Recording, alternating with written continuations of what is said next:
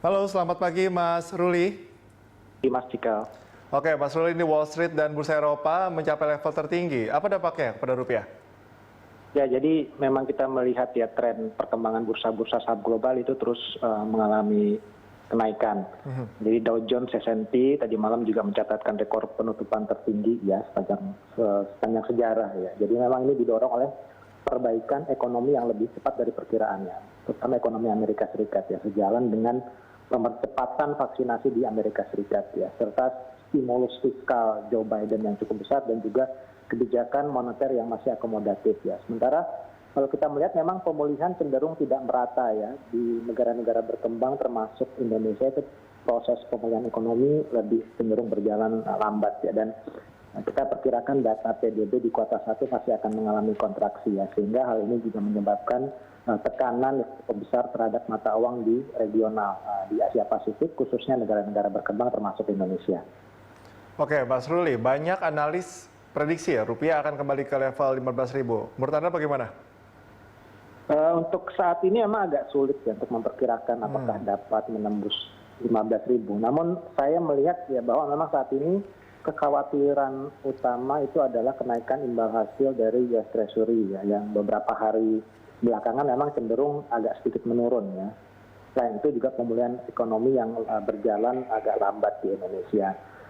Namun kalau kita melihat beberapa faktor fundamental lainnya ya, seperti misalnya neraca perdagangan dan neraca transaksi berjalan, ini seharusnya sedikit memberi support kepada pergerakan rupiah. Namun di sisi lain juga memasuki bulan April ya, di bulan April dan Mei itu ada kecenderungan secara musiman permintaan falas itu meningkat ya, karena kebutuhan untuk pembayaran dividen dan repatriasi dari hasil dividen tersebut ya, sehingga kemungkinan akan masih tekanannya masih akan besar. Namun untuk mencapai 15.000 mungkin saya melihat sih akan ada masih tetap dilihat ya, tetap dijaga oleh Bank Indonesia ya, agar depresiasinya itu tidak terlalu signifikan. Oke, Mas Ruli, lalu bagaimana pergerakan rupiah sepanjang pekan ini dan untuk pekan depan? Pekan ini memang tekanannya besar ya. Saya lihat juga mungkin dalam beberapa pekan ke depan itu juga masih tetap akan tingginya karena yang saya sebutkan tadi bahwa permintaan falas ini akan cenderung mengalami kenaikan di bulan April dan juga di bulan Mei ya. Jadi rupiah ya juga sudah menembus pada pekan ini 14.600 ya, yang merupakan level terendah sejak bulan November lalu ya. Jadi selain itu juga memang bertepatan dengan hari raya Lebaran ya, dan juga bulan puasa.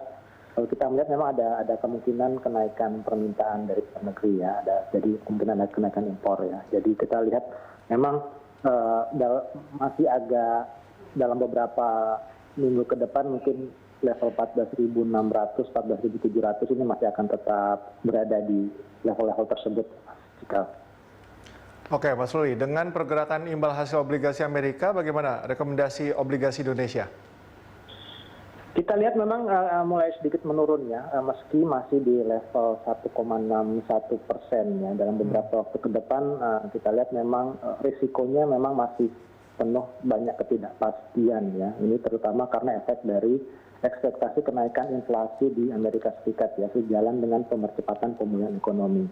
Dampaknya mungkin akan signifikan ya terhadap perkembangan pasar obligasi di dalam negeri ya. Jadi ini memang harus tetap diperhatikan, dan juga mungkin kemungkinan selain di nilai tukar juga Bank Indonesia juga akan terus mengamati ya perkembangan di SDN ya. Jadi ada kemungkinan juga masih ada dukungan support dari intervensi Bank Indonesia. Oke, lalu bagaimana prediksi pertumbuhan ekonomi Indonesia untuk kuartal 1 tahun ini? Kuartal 1 ya seperti yang disampaikan oleh Bu Menteri Keuangan ya, kita kemungkinan masih akan tetap negatif ya, antara 0,1 sampai 1%.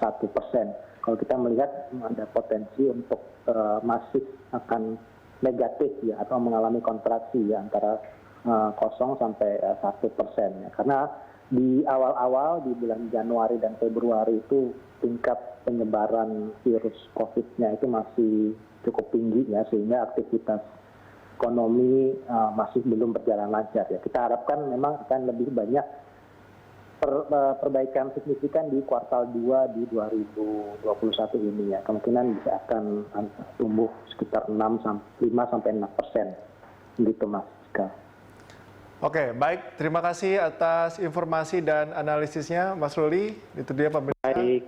Ruli Arya Wisnubroto, Senior Financial Market Analyst Bank Mandiri.